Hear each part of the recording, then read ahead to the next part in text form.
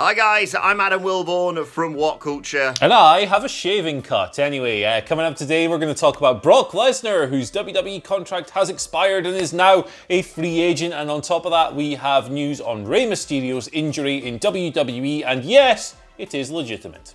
Plus, yes, we are both wearing black because of the death of the greatest tag team in all of wrestling. We'll deal with it later. We'll deal with it in the after news. But anyway, Keith Lee is set to have the rocket strapped to him on the main roster. And big news involving RETRIBUTION! This is the news. Well, let's kick things off by talking about Brock Lesnar. He's a free agent. His WWE contract has expired. This broke yesterday. PW Insider's Mike Johnson with the scoop, stating that basically his deal had been allowed to expire because Lesnar and WWE had been unable to come to terms on an agreement for an extension. There had been lots of talks about extending the deal, but they've all been put on hold. They reached an impasse, however you say that word, I should probably know that, leaving Lesnar on the open market. WWE have already removed Lesnar's merch from their website. As part of this, you go on there now, you search Lesnar, nothing comes up at all. Now, it should be noted that while Lesnar is a free agent, we've been here before, and he has always re-signed with WWE in the end. So it's fun to talk about AEW and New Japan and the UFC and things like that at times like this, but you know, the history tells us that he's probably going to end up back in WWE, and we've got a report to that effect from WrestleVotes here, stating that the reports of Brock Lesnar being a free agent are true. In talking with a source, the belief is that once Lesnar is ready to work again, he'll let Vince know, or vice versa. If WWE needs Brock, they will present a deal he can't refuse. Currently, it's nothing more than that. So, yep, would expect Lesnar to end up back in WWE eventually, but he hasn't been seen in the company since WrestleMania 36, when he dropped the WWE Championship to Drew McIntyre. His advocate, Paul Heyman, showed up alongside Roman Reigns on SmackDown, managed him to a Universal title victory at Payback over the weekend. That goes some way to explaining that move, but for now, Lesnar, free agent, he's going to use this for mad money, isn't he?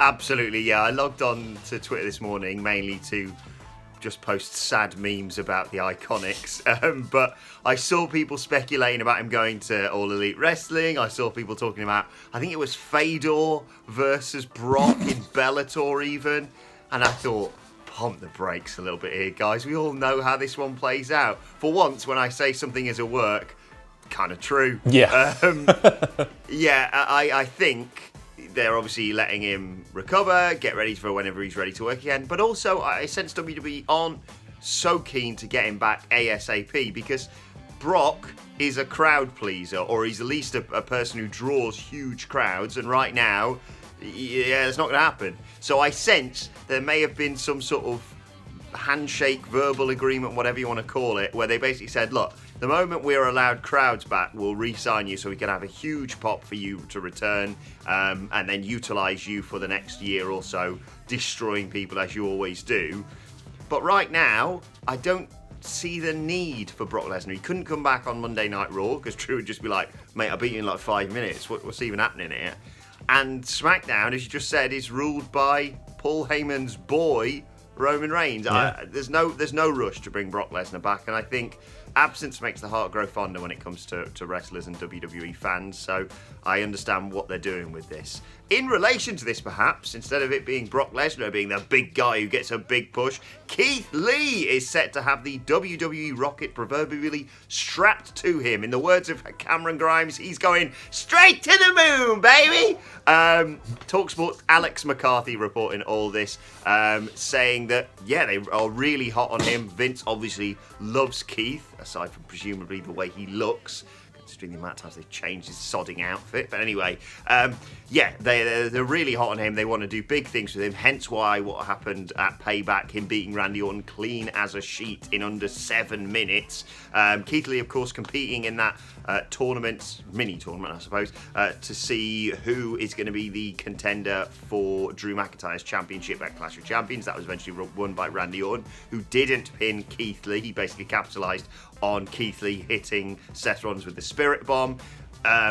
Randy Orton also reportedly wanted to help create that next generation of stars, according to McCarthy. He'd expressed a desire to work with the likes of Adam Cole or Tommaso Ciampa, which probably explains their sort of weird beef on Twitter a few months ago. Keith Lee, more than adequate replacement for those two. Makes a lot more sense, all this now. And great to hear that Keith Lee is getting the push he deserves, Andy Murray. Yeah, there is an express need to create new stars. There has been for years and years and years, for well over a decade, in fact. And Keith Lee is certainly a very good candidate for that. He's got charisma. He's a great wrestler, obviously. He is fresh off a run at the top of NXT that wasn't particularly long, but didn't need to be particularly long when they had the Rising Monster carrying Cross waiting in wing. So, booking-wise, it's an encouraging start from him so far. Beating Randy Orton in like 6-minute 50 or whatever it was. Payback is one hell of a statement. Randy Orton's one of the most successful WWE wrestlers of all time. Interested to see where they go from here. As always with WWE, the follow-up is what's most important. So here's hoping that they're able to succeed with Keith where they have failed with countless others over the years. Keep this thing going and indeed make a star. Do you know who else has been making a star recently? Rey Mysterio. His son Dominic looks just loads of fun every single time he wrestles. But the unfortunate news coming out of Payback is that Rey Mysterio was injured. Him and Dominic were teaming to face Murphy and Seth Rollins. WWE reported that Rey had suffered a torn triceps. Now, when WWE report these things, you often have to take a little pinch of salt because sometimes they kayfabe it and so forth. Sometimes these injuries aren't all that legitimate, as we will speak about with one Drew McIntyre at great length. But this one is legitimate, according to Dave Meltzer of the Wrestling Observer. However, the good news with this Mysterio injury is that it isn't thought that he will require surgery. It's not a particularly serious bicep tear. It's not a complete bicep tear, so he's only expected to miss up to 2 months. He'll be able to heal via rehabilitation, not surgery. This is a good prognosis because usually if you require surgery, a torn triceps means you're out for 4 to 6 months. That won't be the case for Rey, and soon he'll be able to join Dominic back in the ring. For now, however, looks like Dominic's going to go on a little singles run, which could be fun. I hope so. Yeah, I really like what they've been doing with these two. Hamlet himself said it must be such a joy for Mysterio to be wrestling with his own son and, you know, getting to enjoy what he's done for a career alongside his son. And we saw the entire Mysterio family. I saw that sort of before and after photo of them celebrating Dominic's, 10-year-old birthday or whatever it was years ago. Surreal to see them now all grown up and what have you. But it's a shame that obviously Mysterio is injured, but hopefully he can come back ASAP. And yeah, a bit of a run for Dominic now, maybe even a tag team title challenge for these two in the future. Makes sense. At some point, Dominic Mysterio is going to electric chair his dad. Ever since we saw him carrying him on his shoulders months and months ago, we went, ooh. And this is Vince. He does love breaking up tag teams that don't need breaking up. More on that in the after news. Right, let's move on and talk about Retribution! Set to be exclusive to Monday Night Raw, according to Post Wrestling. Of course, they've been causing carnage on Raw, SmackDown, but not really the pay-per-views. I don't know why, because, I don't know, they not bothered, they don't work weekends, who knows. But there has been talk about what's going on with them. There was even speculation that WWE might completely ditch the stable after they didn't appear on Payback or on SmackDown, but that doesn't appear to be the case. Apparently they are just going to be limited to Monday Night Raw. God, I mean, they popped up last night to ruin a match I've seen a million times, so I wasn't that arse. Street Profits, Andrade and Angel Garza. Later on, Angel Garza was with that woman from The Bachelor, who I don't know, Demi someone? I don't know. And then he just legged it when they showed up. I just can't be arsed with this storyline. I don't care. And just, I suppose the saving grace here, if this is the case, is that Roman Reigns is nowhere near this, because there was some speculation when he came back wearing a black t-shirt that meant he was in Retribution. Are you in Retribution, Andy Murray? You're wearing a black top. I wear a black top every day, and let me tell you, I cannot tell you if I'm in Retribution. Yeah, this storyline, I mean, it wasn't great from day one when we got reports of this new faction causing chaos, and They just kind of threw a petrol bomb at an electric thing, and they've thrown a brick through a window, and they've ruined some matches that no one really cares. It's been lame, is what I'm trying to say so far. They've got a big task on their hands if they're to salvage this. They need to start affecting the shows in ways that actually have like a massively detrimental impact on the shows, not interfering in mid-card matches and throwing bricks through windows. That's lame. It's just ineffectual. And at the moment, the big reveal is going to be a big letdown, regardless of who it is. So amplify this, please. Step it up. I don't care what brand we're on. I just want to see it get better. Get better. Yeah, the fact, what is their strategy here? What is the goal? Like, the Nexus had a goal. It was destroy Monday Night Raw, yes, but it's because they didn't get the acceptance that they craved, and they were forced to compete in all these ridiculous challenges. And Wade Barrett, the legend that he is, went, "Now we're not having any more of this. We are going to trash this place until we get the respect we deserve." These are just being a minor inconvenience, basically, on some of the shows, but also making sure they announce their arrival with a sort of slight blackout. Yeah. Bollocks. Sort it out. Yeah. Right, let's move on to your Twitter questions. At WhatCulture WWE, of course, if you want to get in touch with us today. Fatima Khan starts off by saying, firstly, Adam, how are you feeling after the downright tragic split of the... Oh, what's the point? Iconics. Pour one out. Sorry. Second, which team do you guys see splitting up next, since WWE's been teasing the breakup of basically every tag team on the roster? I think after Raw, probably Andrade and Garza. They've been teasing this for months and months, basically since they came together. But Garza was just a little coward last night. He ran away from Retribution. He ran away again backstage when they kind of beat up a security guard and threw him through a door or whatever. Yeah, I think it'll be them. They've been teasing it for months. It seemed pretty strong last night. Off you go, boys. I think Alvarez pointed this out over the weekend, saying there's about 5 teams that have teased splitting since Friday. So, yeah, take your pick. But I think it's got to be the end of Andrade and Angel Garza. I mean, they just don't win. Yeah. They're great wrestlers. I love Andrade. I love Angel Garza as well, but I love Andrade since his time in NXT. And it's just crap, isn't it? It's not good.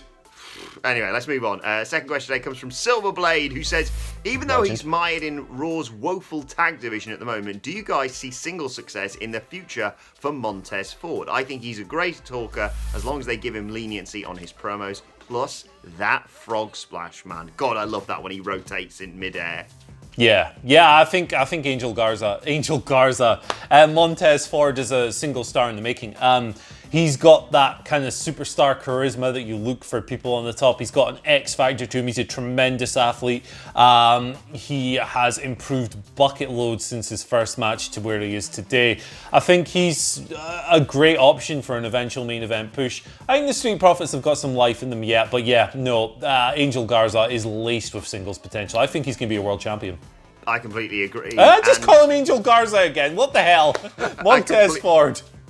He's a very handsome man, Angel Garza. He is. I'm not surprised you got him on the brain. I completely agree. I just think when Montez Ford does go on a singles run, maybe don't split him from Angelo Dawkins, because guess what? People can have singles runs without having to split from their tag team partners for no sodding reason. Again, if you want to know my thoughts on this, join us for the afternoon, because I have got a lot of things I want to get off my chest. Final question today comes from Sean Acklin, who says, yeah, the PWI 500 is cool, but I'm much more interested in the WC 5 or WhatCulture 5. Who are your 5 favourite wrestlers from the past 12 months? Now, you're not going to have to name all 5. We'll alternate this, Andy. But, we are spoilt for choice here, aren't we?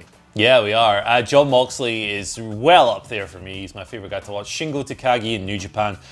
Sasha Banks is doing some of the best work of her career alongside Bayley, I think. MJF, man. I'm going to say MJF. Who I am actually interviewing later on today. Good luck, me. You've probably just got time if you want to send me any questions. At Adam Wilborn, I will be asking him as many as I can later on today before he probably verbally tears me a new one. And that interview will be out tomorrow on the channel ahead of the final NXT. AEW, final episode of AEW Dynamite ahead of All Out this weekend, of course. Absolutely. Let's throw Chris Jericho in there as well. Friend of the channel. Exactly. Yeah, fair point. Let us know who are your 5 favourite wrestlers for the past 12 months. Drew McIntyre, what a year he's had, by the way. Aye. Quite the recovery from late last year. And Keith Lee. Yeah. My word. Io Shirai. Yeah. Lots of options. We could keep going on and on and on. We should do. I mean, basically, the What Culture 5, Sean, is basically the same as Booker T's. Remember the Fave 5, which normally had about 9 or 10 people in it? Yeah, that's the same thing. Yeah. We'll probably sit down and try and thrash this out, but you'll have to bear with us on that one. Let's move on to today's and finally, and it doesn't really feel like a day to be making jokes or putting smiles on faces, but I'm going to try. I'm just going to leave you with this thought, which I've got here in front of a generic background on my computer. Don't cry because it's over. Smile because it happened. We'll always have WrestleMania 35, guys. And that was truly iconic! Jesus! That might be the worst one yet. I needed that. I'm sorry. Anyway, I needed that. Let us know your thoughts on if anyone can hear me, let us know your thoughts on that. And all of today's news stories in the comment section below. Don't forget to like, share, and subscribe to What Culture Wrestling on either iTunes, Spotify, or wherever you get your podcasts from for daily wrestling podcasts where myself and this guy, Andy Murray, are going to be discussing Monday Night Raw a little bit later on today. Plus, let us know your thoughts and Twitter questions at WhatCultureWWE. Actually, then follow both of us. You can follow Andy Murray at Andy H. Murray. The H stands for Hope Solo. That is a random one for today, okay. Yeah. You can follow me and just got time to get some Twitter questions for MJF at Adam Wilborn. Follow us all at WhatCultureWWE, as I said. But for now, my thanks to Andy Murray. Thank you for joining us, and we will see you soon.